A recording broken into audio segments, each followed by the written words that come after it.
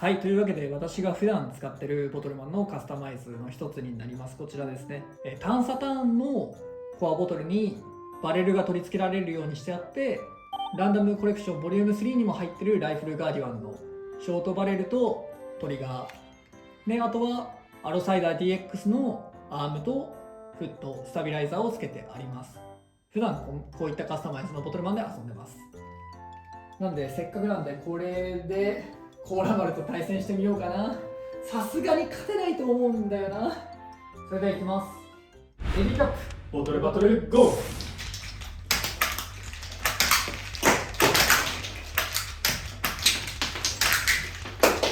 これ奥のやついけないんだけどあれこれ忘れたな、これ忘れたな。あれ全然倒れなかったんだけど。これ忘れたな。わざとじゃないからね。違う、単純に俺の狙いも下手くそでね、スイス1体を倒すのに何発使うんだっていうのを使ってたからね、その間に倒されちゃったな。もう一回やっていいかい？オッケー。なんか今日めちゃめちゃ下手くそなんだけど俺。なんで？エビーキャップ、ボトルバトル、ゴー！早いよ早いよ。やったぜ。やっぱりかなわないな。そう、このカスタマイズもね、弱くはないんだけど、コーラマルエナジーが強いんだ。でもあと1個だったね。これはいい勝負してた。そう、コーラマルエナジーね、2個倒しもできちゃうからね。そう、それ強いよね。これはね、コーラマルエナジーがカス当たりでもターゲットを倒せるっていう特徴があって、だからね、直撃しなくても倒れちゃうから、間を通すように打つだけで2つ倒しちゃうんだよね。だからマジでね、コーラマルエナジー強いよ。なんかこれコーラマルエナジーの動画だっけそのはずではなかったのに。強くなりたい人はコーラマルエナジー DX 買うのをおすすめします。ボトルフェニックス DX でもいいけどね。ただ友達も言ってたけど、コーラマルエナジーになれるとボトルマンめちゃめちゃ下手になるから、そこだけは気をつけてね。期待に頼っちゃって腕が上がらん。その友人も同じこと言ってたんだけど、他のボトルマンを持たせた時に途端に弱くなるんだよあるかもしれんな。そのコーラマルエナジーはさっき言った通りカス当たりでも倒せちゃうっていうパワーが魅力だから、その他のボトルマンはカス当たりじゃなかなか倒せないのね。だから他のボトルマンを使うってなった時に、そのボトルバトラーとしての腕はちょっと当たりにくいかな、そこに甘んじちゃうとねっていうところがあるかな。上手くなりたいって人はこういうもうちょっとオーソドックスな形のやつもおすすめするかなとは思うけど、やっぱりね強いよ。どの競技でも強いんだ実は。そうプッシュボトルやるか今からちょっとやってみようか。ではプッシュボトルで対戦していきたいと思います。ボトルマンは変わらず先ほどのカスタマイズです。それではいきますよ。エリカップボトルバトルゴー。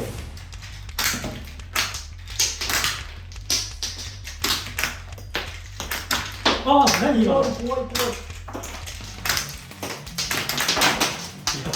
いやば。しまった、やば。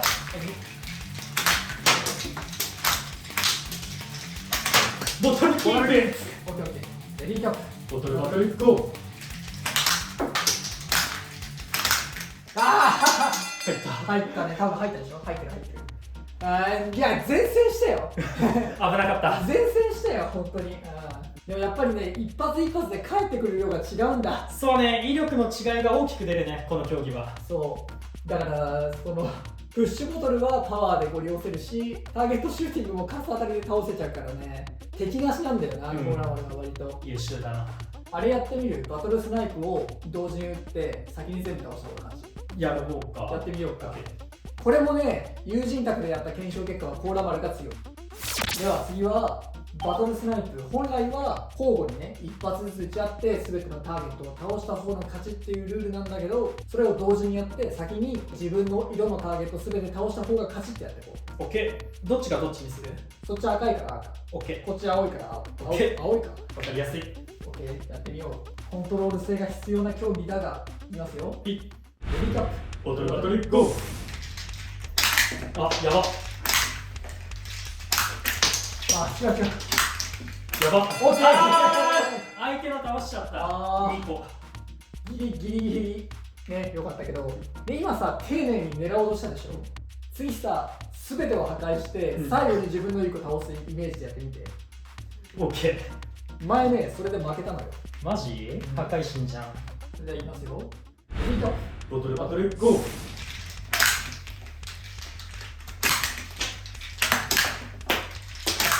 ああ同時だほぼ。いやでもやっぱ若干赤の方が早かったんじゃない本当わからん。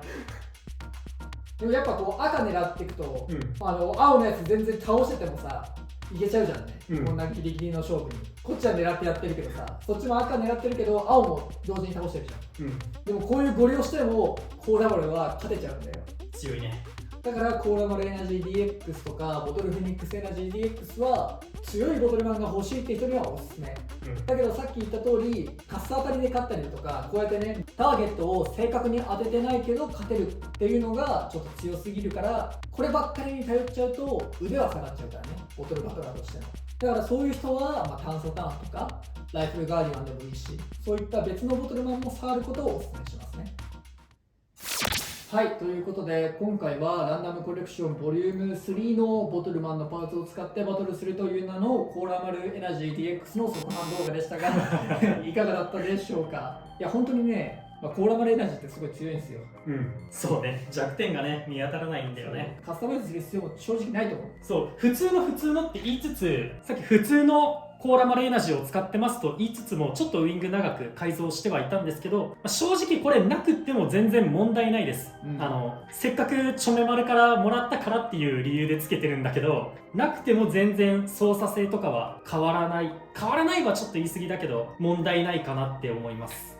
であとやっぱりさ、僕のこのカスタマイズってそんなめちゃめちゃ強いパーツ使ってるわけじゃないと俺は思ってるんだけど、それでも結構いい勝負した試合もあったじゃんね、特にプッシュボトルなんていうコーラマル DX の独壇場みたいなとこでもギリギリまではいけたから。そうね、だから本当にね、これ他の例えばベイブレードとかさシュートしちゃった後ってさ操作できないじゃん、来いとか言っても来ないじゃんねでもボトルマンってさ、そのボトルマンの性能自体はカスタマイズで決めるけど、それを実際に使うのはボトルバトラーじゃんね、ベイブレードもシュートはするんだけど、だから自分の腕次第で割とどんなボトルマンでも活躍させることはできると俺は思ってんだよ、だからぜひね自分の気に入ったボトルマンとか外見でもいいですし性能でもいいから、ぜひね自分の気に入ったボトルマンを改装してね自分なりのボトルマンを作っていってみるっていうのも面白いと思うので、ぜひやってほしいなと思うところです。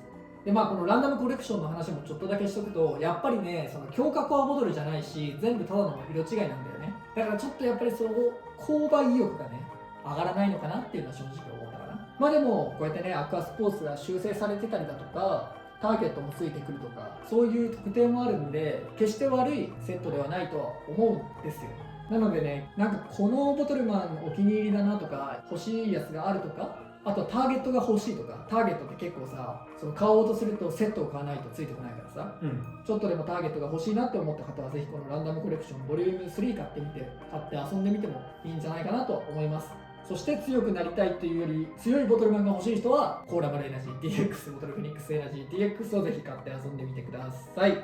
そしてね、あとちょっとだけ話そうか。次のボトルマンね、コロコロコミックに影だけねちょっと映ってたんだけど、DX っぽいけどちょっと DX とも違うみたいなね機構にも見えたんだけど、めちゃめちゃ面白そうでキャップ自体もすごい変な形というか、めちゃめちゃ肉抜きされたキャップとかあったよね。クソでかいやつとかさ、そうこれだって入らないじゃん、そういうのもあって、またねこのボトルマンが一段階競技として上の段階に行くかなと思うので、これからねボトルマンマジでもっと面白くなると思うんで、ぜひねまだ始めてないよって方は、今回のランダムコレクションとか今あるボトルマンから始めてもらってもいいですし、新しいシリーズからね新規一点始めてみるっていうのもいいんじゃないかなと思います。願わくばフィールドが新しいのになってくれると嬉しいかな。もうちょっとこれが高いと嬉しいかなっていうのが感じるところですが、皆さんもねぜひキャップ革命ボトルマン買って遊んでみてください。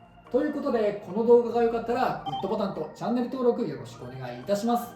それではまた別の動画でお会いいたしましょう。バイバイ。バイバーイ。